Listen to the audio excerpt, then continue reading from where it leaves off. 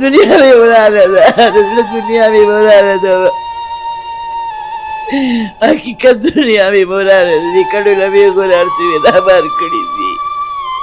ما خپل حیا ساتلی وه چې دا خبرې د کولو نه دي، اوس وکړم ډېره مجبور یم، د مجبورۍ نه دا ټولې خبرې کوم چې دنیا مې ورانه شوه. په خپله خو ولاړه د مرګ په خپله راوستله، ورته خدای دې کور هر که تایله بندګاره بچي دې در پدې کېږه چې څنګه دې زما بچي در پدې کې ځان سره ګرځې. ما سره 1 روپۍ نه وه، زه نو مه خبر چې دی زما 80 لک روپۍ دی زما د څه منې د میزبانې ATM کارډ اخیستی و، ورته ویل زما پیسې پکار دي، ATM کارډ یې ونه واخیستل، په هغه پیسو کې دی په کوټه کې هم پیسې وکاږلي دي، دی چې کوم دی په اسلام آباد کې هم پیسې وکاږلي دی، په مري کې پیسې وکاږلي دي، دی په ابټاباد کې هم پیسې وکاږلي. زه یم یا الله یا الله تباه او برباد یې کړي، او زما څوک هم فریاد نه اوري، نه مې پولیس والا فریاد اوري، هماغه لکونه روپۍ خو ما سره نشته دی چې زه ورکړم. دا کور مې خرڅ کو 24 لک روپۍ ما ولګولې، خو زما هېڅ هم نه کېږي. بسم الله الرحمن الرحیم. د یو نوي ریپورټ سره زه یم سید کبیر شاه. ګرانو کتونکو، خبرې ډېرې د افسوس وي، او بیا داسې یو بوډۍ مورکۍ چې در سره په خوا کې ناست دی او د خبرو نه مخکې جاړي، نو یقینا چې ډېره سخته په دې باندې تېره شوې. هغه سخته څه ده، هغه باندې به هم دې سره خبرې اترې کوو، خو بیا چې یو بچی وي او هغه ته رالوی کړي او په هغې باندې تعلیم یې وکړي او بیا هغه نوکره شي او بیا په یو داسې کس باندې ووړي چې هغه واده وشي او بیا د واده نه بعد هغه مړه کېږي او بیا نوکري هم ترې نه ځي، کور هم ترې نه ځي او بچي هم ترې نه ځي. نو دا وخت موږ سره یو مورکۍ ناسته، د هغې سره خبرې کوو چې د هغې مسایل څه دي او جاړي ولې. مورکۍ خپل مسایل راته وایي، څه مسایل دي؟ نوي کېږي خولې نوي خبرې نه وځي، دنیا مې ورانه ده، د زړه دنیا مې ورانه ده، حقیقت دنیا مې ورانه ده، دې کډو له مې ګوره هر څه مې نابار کړي دي، دغه نور سرباز د لاسه. څه تاسو سره داسې واقعه راغلی زموږ د کتونکو ته ووایي، زموږ د حکومتي چارواکو ته ووایي؟ د دې چلو چې زما دا لوښو رپورټره ده، دې شعر ته هم پته ده، ټولو له پته ده، تاسو له هم پته ده چې لور مې رپورټره وه، رپورټینګ به یې کولو. په کومه اداره کې وه جي؟ APP کې وه. نو هغه چې دی بس د دوی خو په نیټ باندې خپلې نمبر یې ورکړي که نه، د صادق خان به خو دی صادق خان دی یې مخکې کړی دی، نو دوی سره چې خبره به اول کوې نو د سره به یې کوې، نو دوی چې کوم دی نو به دوی سیمه ته ټلیفون کړی، بیا دې ته یې ویلي چې راشي چې د صادق خان انټرویو وکړي. نوم یې څه و دا چې چا؟ سایمه حیات. نه جي، دا چې چا ورته ویل چې راشه صادق خان سره انټرویو؟ طاهر، دا نو سرباز، دا طاهر، دا ګنکپ، دا ما خو ډېر ما مخکې مې انټرویو کړې ده، خو ما ویل زما خپل حیا ساتلی وه چې دا خبرې د کولو نه دي، اوس وکړم ډېره مجبور یم، د مجبورۍ نه دا ټولې خبرې کوم چې دنیا مې ورانه شوه. هغه بس دي چې لاړل، بس بویه تله د جمعې ورځ وه، دلته زمونږ کره دا زمونږ خپلوان دي، د هغې د زوی واده و، په هغه واده نه دی، ورپسې ډریور راولېږلو او په موټر کې لاړله اسلام آباد له، اسلام آباد لاړله ګاډي، هغه ټول هر څه دي، ټول هلته واده خلکو له هم پته چې هغې د واده ډوډۍ ونه خوړله، او دی ورپسې نو سرباز ورپسې دی ګاډي راولېږله چې شابه راځه، چې په سپین ګاډي کې لاړله، ما هغه د واده په جامو کې لاړله، ما ته جنۍ ته خو مال په دې شوشا کې مال دا خو بده خبره، بیا مې وي ما سره په پرس کې جامې شته دی، زه به یې بیا هلته کوم ځای کې به کومې غسلخانې کې به یې بدلې کړمه. دا چې هغه ځای تللی دغه به نه و، دا څه ورته وي صادق خان به نه و، نو دې چې نو بس ورته ویل چې خو نشته دی، نو دې بیا ورته هلته وویل چې نه نو خو ما له به دې ویلی وی چې ماسې به واده مې هم پرېښولو، ډوډۍ مې هم نه راخوړلې، همداسې زه را روانه شوم، تا ما پسې ډریور راولېږلو، زه همداسې رالمه، چې دا به یې راتله، بیا په لاره کې دغه اکسیډنټ یې کړی و د موټروی باندې، هغه ګاډی بالکل الټه شوی و، او زه ناست وم، خدای د شپې 9 بجې شوې 10 بجې شوې، الله خدای پاکه خیر وکړي، ټلیفون مې کول ټلیفون نه میلاوېده، بیا اخره کې ډېره ما له ټلیفون وکړو په هغه حال کې، هغه بېهوشۍ کې چې موټر کې دا الټه پرته وه، وی ما له ویل امې وي زما ګوډري سخت اکسیډنټ شوی دی، که زه ناوخته شو نو پریشانه کېږم. ما ورته وایم زه صحیح ده، ما الله دې خیر کړو، خو ما ورته وایم جنۍ د دې د سر 3 اپریشنونه شوي دي، دا دلته ټویمر و، لکه رسولۍ وه، یو اپریشن شو، بیا بل هم شوی و، بیا څو کاله پسې بیا بل هم شوی و، نو ما ورته وایم جنۍ سر خو دې نه دی لګېدلی؟ وي نه مې سر مې نه دی لګېدلی، بیا په هغه حال کې بیا موټروې خلک راغونډ شو. دا نو سرباز هم ورسره و، دا طاهر دا هم ورسره و. دا د نوخار هسپتال له لاړو. نوخار هسپتال لاړو نو هلته خامخا د خاوند نرسانو له څه پته چې دا څوک دی، خو دی ورسره و. نو د دې نوم یې لیکلی چې خاوند دی که نه. بیا موږ له بیا دې ته وویل چې دا خو زه سیمه ته یې وویل چې ما خو خپل نوم ورکړی دی چې زه خاوند یم. بیا هلته نه بیا په ډریور سره یې کړې ده. نو بیا ریډینګ هسپتال له بیا ما له ټلیفون کو چې ته هلته هسپتال راشه. نو بیا زه وم او زما ورور موږ ورپسې هلته هسپتال لاړو. او یو زوی یې و هم ما سره و، حمزه نوم یې دی، هم ما سره هسپتال کې هسپتال ته موږ لاړو چې موږ کتل دغه اجرال و. نو ډریور ما له په لاره کې ویلې وایي ترور یې وایي دې خو چې بېهوشه شوې وه. وایي ما خو ویل چې بس ښځه لاړه مړه شوله. خو ما چې خدای پاکه پرده مې وکړه چې دا مریض په خیریت باندې زه خپل کور ته خپل وارثانو له ورسومه. زموږ نښه پته یې اخیستې وه چې دی دا کور دی او دلته دا ځای دی، ټول هسې وله ویلو. نو بیا دی دلته راغله چې بیا په سبا باندې شو. نو دی وله پوښتنې نه رالو. په هغه ورځ کې زما دا خور هم ما سره وه، دا پوښتنې له رالو. نو بس پوښتنې کوم ته چې ما سره به نکاح تړی وي، تا سره خو زما نوم وتړلی شو. ما په هسپتال کې خپل نوم ورکړ چې او زه خاوند یم. نو هغه خور ما له وایي چې ته د دې په خبرو پوه شې. ما ته یې ویل نه زه خو نه یم پوه. دلته کمرې کې وه، زما خور هم وه، زه وم، دا ماشومان یې مو او سیم هم وه. نو ما له وایي چې دا خو سیمه له وایي چې ما سره نکاح وتړه. ما ورته ویل ما داسې د دماغ خراب دی، ما هلسې نکاح وتړه. بیا په سبا باندې بیا رالو. نو بیا ورته وایي چې ما له بیا هغې وایي ما سره نکاح وتړه. سیمه ورته ویل چې زما د مور سره خبره کوه، زما عمر دا عمر زما د واده نه دی چې زما خو غټ بچي دی، غټه لور مې ده، غټ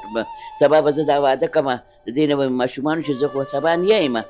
که زه ځوانه یم نیا خو به یم که نه. نو او دا ډېر ما وړه واده کړی، دا 13 کالو هم نه واده،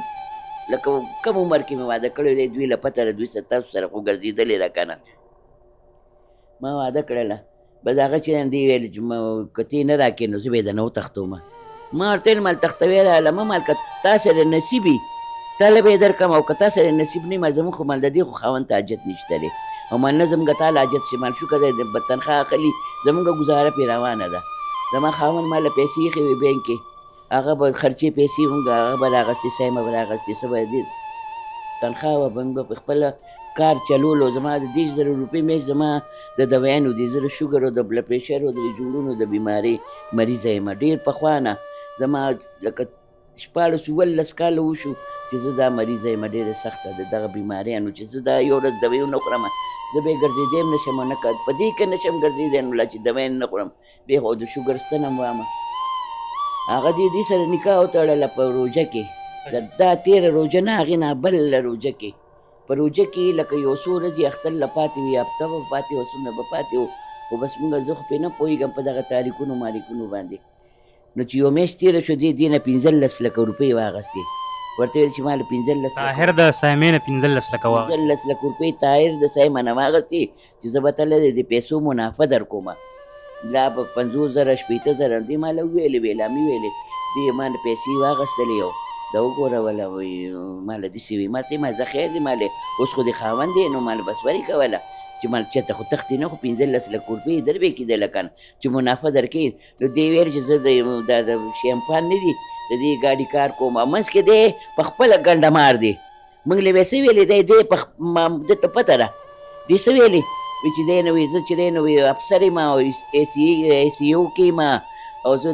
دا یم او زه هغه یم. خلکو له وي نوکریانې هم ورکولې، خلکو له نوکریانو چاله به نوکري ورکوله. په نوکري په باندې زمونږ په دفتر کې سړی و سلیم شاه نوم یې، هغې نه پیسې اخېستې وې چې زه ستا زوی له نوکري ورکوم. یو ناصر دی د کیمرامین دی، د هغې هم څوک دي، هغې نه هم پیسې اخېستې دي. مورکې د خلکو له نوکریانې هم ورکولې. څنګه چې تاسو خبره کوئ چا له نوکریانې ورکړي، چا نه پیسې والي، تاسو ته خو پته یي که نه. یعنې ګوره دې د ډېرو خلکو نه والي دا دغه نه ورکړي، دا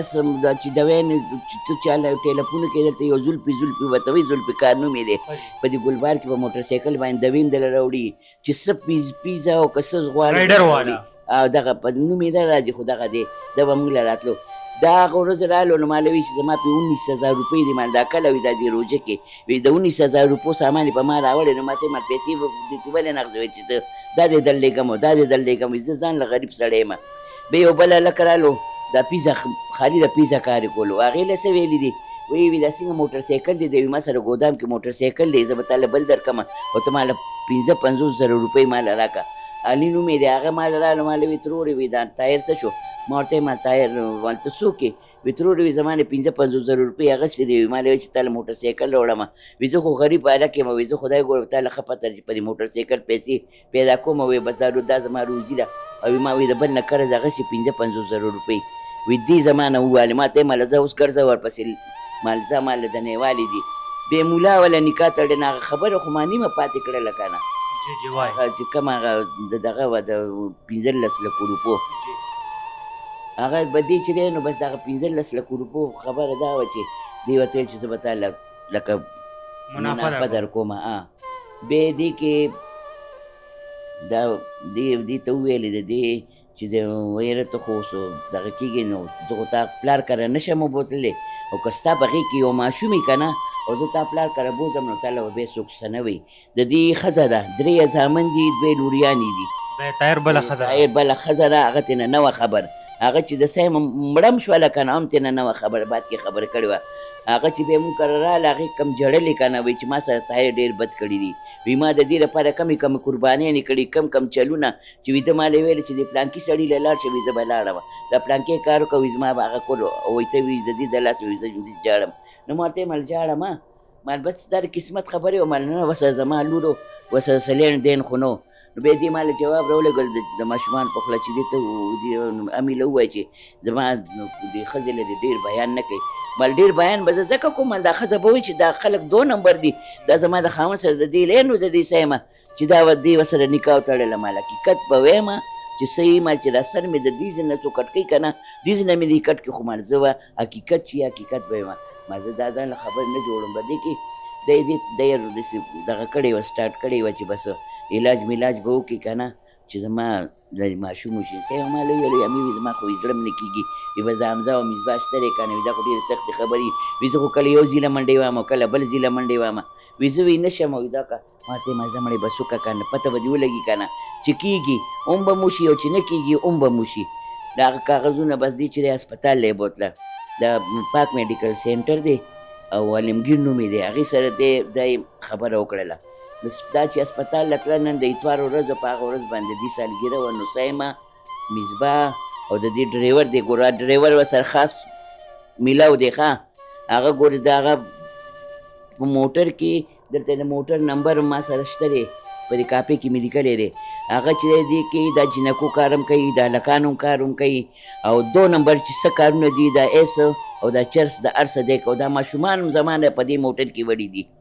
دغه 2 بوتلې دي او دا به هم دې موټر کې بیا دا ګرځول او دا موټر چې دی د رسیف الله دی دا نو سرباز نه دی ویل دا زما دی خدای ده نه دی دا ګنکپ دی 420 دی. هغه بس دی کې بس هسپتال له لاړه د پیر ورځ وه سهار کې 8 بجې وه دا مصباح دلته شپه وه نو بیا دا ماشومان به ما سره هغه کمره کې وده کېږي زه هغه کمره کې وده کېږم نو دې ما له هغه یو اواز ما له را یادېږي وایي امي ګوره که دا مصباح نه پاڅېږي ما ورته ویل چې دی پاڅېږه که نه روکه چې پېښ دي اوسه پاڅېږه چې دا ناوخته کېږي 8 بجې بیا ما د داسې هم اواز نه دی اورېدلی بیا ما په شا ونخوا مې مخ ما وایي امي دې ته اواز وکړه که چې دا پاڅېږي بیا یو طاهر یو مصباح وه دی ورسره هسپتال له لاړو د دې سیف الله په ګاډي کې لاړو هلته لاړه یې ویل د پیر په ورځ به شپې تېره کړه په سهار باندې یې وله اپریشن وکړو د منګل ورځ وه پته چې د کومه ورځ وه د اپریشن ورځ وه په هغې باندې یې وله اپریشن وکړو چې اپریشن دا دومره 2 منټو اپریشن و 2 منټو اپریشن دومره رسولې په بچدانې وه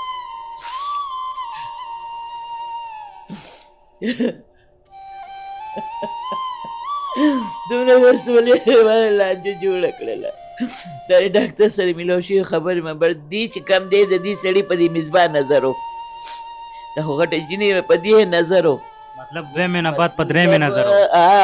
په دې جینۍ نظر و خو زموږ د یېرې نه بیا خو دا وروسته چې دا موږ به کتله دا به چې تلو نه هغه ځي پورې به چې تلو نه دې به دې ته غاړې ورکولې دې جینۍ خو به د خپل حیثیت نه د خپل د پلار په شانتې غاړه ورکوله که نه خو دې کې ارامتوب خو په دې سړي کې وه بیا دا ما منې کړ ما ورته ما جینۍ مې دې ته غاړې مه ورکوه مال دا ګناه ده ګورې او مال دا ته په دې ګناهګارېږې مال ته خو دې سره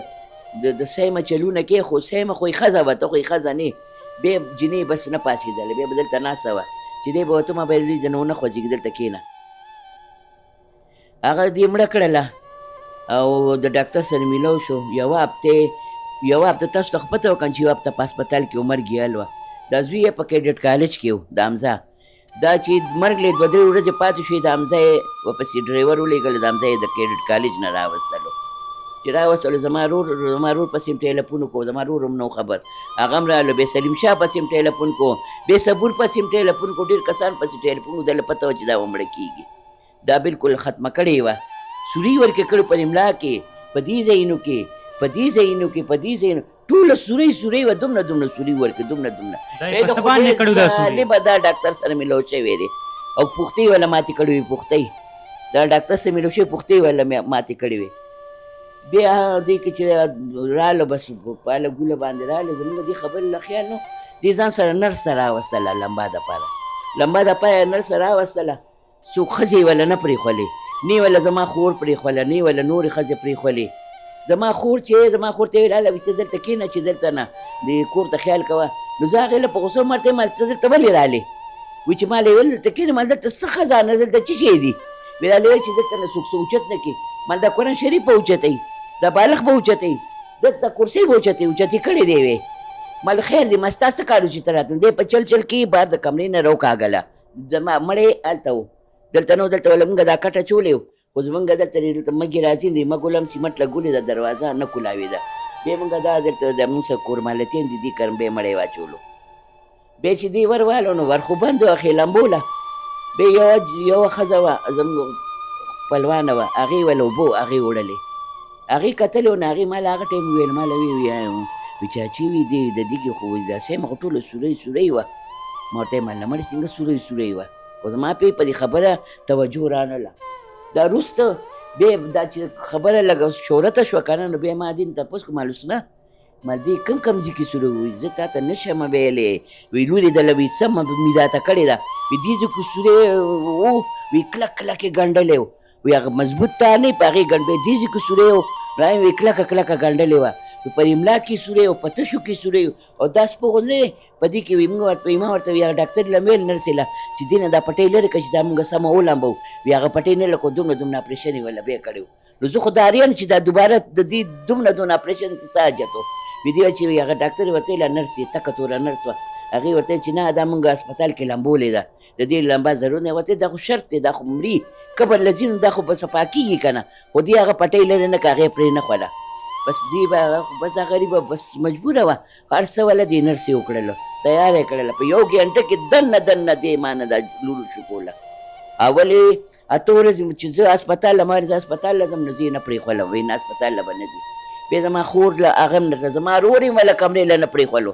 چې زما رور په زوره په زبردستۍ ICU له لاړله. نو ورته وایي چې هغې چې وکتله حالات یې وکتل، نو اخبار راووتو، بله پرېشر یې شي، الټیانې پرې ولګېدې، داسې حالات یې وله خراب کړی و. خوله یې وازه نیولې وه، ما د دې نه موبایل وچکول، ما ورته وښیه چې ما ولې سیمه خوله وازه وه، تک تور شوی وم. مرده خو سیمه نه ده، مرده سیمه نه ده، دا بل څوک دي، خوله وچوله د دې کور نه وتې ده. په خپله خپو لاړه، د مرګ په خپو لاله راوستله، ورته خدای دې کور هر که تایله بندګاره بچي دې در پدې کېږه چې څنګه دې زما بچي در پدې کې ځان سره ګرځې. زما لورو چوکوله، زما خو ډېر په منښتو په ډېر په زیارتونو مې خدای نه غوښتي وه. زما د په 15 کال ما د خدای په ځوانۍ دغه سورت یاسین ختمونه، دا زیارتونه، دا ډاکټرانو ما له خدای په ما مهربانه شو، ما له خدای نه ده لپاره مې لویه کړې وه. زما خو دا جبګله مې ورکړې وه، هغه خو ما سره دا لوبه نه وه کړې. بیا دې چې کوم دی نو د عجبګل سره دا خبره ښایي چې را یاد وشوه، دې عجبګل سره دغه کړې وه، د طلاق دپاره یې ورسره کیس اچولی و. چې سیمه مړه شوه، نو ما دې ته ویل مال ګوره مال دا کیس ختم که، مال دا کیس ختم که چې دا عجبګل سره څه نشته دی، به تاله څه ده کې سیمه خو بس مړه شوه که نه. وي زه به د دې نه د دې حکمې لملس تولې سره او د دې چې کوم د کوري سره اب هم ترېنه اخلم، او کوم چې دا د هغې لیکلی دی او حکمې یې لیکلی دی، من هغې غریب سره چې شری چې تاله به او مال د کوري سې زما په مخامخ 15 لک، زه به خدای سره مخامخ کېږم، 15 لک روپۍ مال صاحب مله ورکړي دي. هغه چیک به سیم سره پروت و لا به نو پروت خو دی په دې باندې ورسره دا مقدمه چول چې دا دې له طلاق ورکړي دا جبګل دی سیم له طلاق ورکړي دا بیا چې بیا دا مړه شوله بیا جبګل رالو خو جبګل هم نه خفه یم چې باندې خبره پټه کړې وه او د دې خپلو ماشومانو خو زما ماشومان نادان و نه پوهېده سایمې چې کوم خپل ماشومان هغه تایر بوتلې دي تایر بوتلې دي په کومه طریقې بوتلې زه اوس تا کیسه کوم که نه چې په کومه طریقې بوتلې چې دا خو نور ما خو دا داستان نه دی ویلی چې کوم داستان اصلي دی هغه ما نه دی ویلی ستاسو دا خبرې کټ کوم کتونکو دې خبرې به ځکه اورو چې د دې په زړه باندې درد دی او زه به نن خبرې ډېرې کمې کوم خو د مورکۍ خبرې به ضروري دي هغه به ضرور اورو بیا دا خو مړه شوله او دوی دا بیا په روژه کې د تېر کال روژه کې اختر له 2 ورځې پاتې وې چې دا رالو عجبګل په سبا باندې د دې تاریخو نو دې ته یې ویلي دي چې ته والا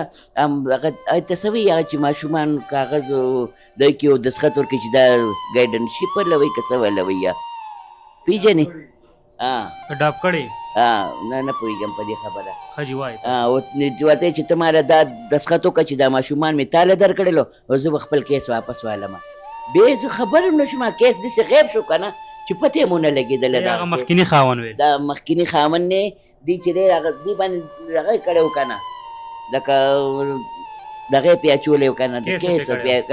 چې دا دې سیمه له طلاق ورکړي چې زه پې نکاح وتړمه دې دپاره نو هغه بس بیا چې دی نو دې ته بیا اخر کې چې ما ورته ویل ختم کړو نو نه یې ختمولو وي د دې د څرمنې نه به زه دا 10 تولې سره د اکمیر او دا کور حصه اخلمه ما ته یې بس یې سیمه مړه شو اوس څه پاتې دي اوس هېڅ هم پاتې نه دي نو بیا دې ته ویلي دي چې زه به کیس ختم کړم ته ماله دا ګینډنشیپ ولوئ که څه ولوي د دې ماله دستخط وکړو چې دا ماشومان ما تاله درکړو خپل یو پلار به دا پاسېږي دا به وایي چې زما خپل بچي ستا شو لا به زه ووایم چې دا زما دا بچي ستا شو تاله زه داسې ویلی شم خو څه مجبوري به مې که نه څه چل به یې که څه دمکي به یې راله دمکیان یې ورکوي خو پنجابی سړی د غریب یریږي د وله دمکي ورکړې ده چې زه پایسۍ کوم ورته ویل زه پایسۍ کوم او زما دا چا ورته ویل چې زه پایسۍ کوم دا دې دغه طاهر که نه ده وله ویلي دي د به یې مان تپوس وکړو دا په څه کې دی ما ته یې دا په هېڅ کې هم نه دی ما دا ټول دروغجن دی دا ګنکپ دی دا 2 نمبر دی بیا هغې نه پس ده ته پته ولګېدله چې د لاسه خوارسته تلي وه دا چې بیا زه یې وویلم ما په ده پسې ټیلیفون وکړم دی رالو چې دی رالو نو ما بیا دې ته بیا دمکیانې ورکړي چې د دې نه دستبرداره شو دلته مه کښېنه کینې بیا تاسو ستا به هم خیر نه پنجابی سړی و غریب و نو هغې ما له وویلې چې بس وایي زه خو ځمه ویلی وایي ماجي زه به پوه شوم چې دا دې له دمکي ورکړې ده وایي زړه مې ستړی شو خدایه اوس به دې ته راشو جي چې تاسو تللی یې تاڼو ته تللی یې FIR هم کړي د خلاف ورګه دا پوره بیان وکړم که نه بیا څلوېښتي چې تېره شوله که نه دا ځوانه جینۍ وه دا به دې ځان سره کمره کې کېنوله دا هلک نه و دا کیډټ کالج کې و دا چې سیمه مړه شوله کومه جینۍ تاسو یادوئ ځوانه چې زما نوسۍ د سیمه چې کومه لور وه هغه به یې ځان سره کمره کې کېنوله ځان سره کمره کې کېنوله زما دلته کور والا دی هغې نه هم پې ما خبر کړي ما پې خپله خور هم خبر کړې وه زمونږ یو خپله خپلوانه ده زمونږ یو خپله د هغه به راسره وه هغه هم پې ما خبر کړې وه چې داسې کیسه ده داسې حساب دی زه څه وکړمه خو بس زه مجبور وم زه نه وم خبر چې دا زما پیسې راوباسي او په موږ باندې یې خوري زما پیسې راوباسي ما له خرچه راکوي ماشومانو باندې خو زما نادان او ماشومانو تاسو د څه نه څه خبرې یې هغه بس دی چې دی نو بس وایي خدایه پاکه یقینا چې خبرې دغسې شي نو بیا د مورکۍ سام پکې لاړه شي لور هم لاړ شي نو څه به کوي هغه نه چې ما یو کال ما دې سره جنګ کړی یو کال یو هلک دا ګورځوانه جینۍ ده دا دې سره دا دنه په کمرې کې مه کښېنوه زما به دا زړه اویزان و د شپې به په 3 بجې زه هلته څملمه دا به دې ځان سره وده کړې وه درته ځوانه جینۍ وه ځوانه نو هر چا سره شیطان دی که نه زما جینۍ که نه پوهېده که نه کمکله وه خو ماشومه و نه پوهېده دا خو پوهېدو که نه دې خو له د پلان نه هغه ویل چې یاره ما له د پلان نظر کوي هغه من دا نه خو نه وه خبر خو ما به ورسره جنګ و چې جینۍ بار روزه دننه مه کښېنه دې به ورته چې دننه کښېنه بیا جینۍ ما نه داسې توري کړه چې ټول ورځ به ما سر ناڅه وه او بیا دننه ما ورته ویل دا خبرې وله ته کې ما دا ویل ته وایې چې د امي سره مه کښېنه امي سره کار مه کوه بیا یې ویلې بیا خلکو له څه وي دا وایي امي به ورسره جنګ کول ما په څه شي مې جنګ کول نه مې ته ځای جارو کول غوښتې نه مې ته کټوۍ پخول غوښتې دي نه مې ته نه چیپ پخول چې راشي مال نه مې ته دا غوښتې چې مال یو ګیلاس اوبه راکړه دا مې ورسره جنګ کړی دی عجب ګل مې هم دا ویلي په دې خبرې مې ورسره جنګ کړی چې دا ځوانه جینۍ ده او دا سړی هم ځوان دی د یو ځوانه جینۍ او ځوانه دغه پر یو دروازه بند دی نو بده خبره خیر دی دا یې د سره ناستې خو دروازه مه بندوه دروازه کلو ساته دا سړی په زړه کې غل و د دې ورته نیت خراب و بیا خرخره کولې جینۍ داسې که په خپل ایمان یې راواړوله بیا به یې ویله په چیو کې ایس ورکول په چیو کې لا په جوس کې لا په اوبو کې چې جینۍ به دلته راووته یو ډب دلته به کېناسته نو زموږ څو خپلوانو سعید نوم یې و هغه ماله وایي چې وی چاچی وی دا مصباح وی نشه نه کوي ما ورته ویل نه مصباح نشه نه کوي مال دا بیماره ده مال ډېره زیاته بیماره ده د دې ټیبې وه د کولمو ټیبې وه خدای ښه کړله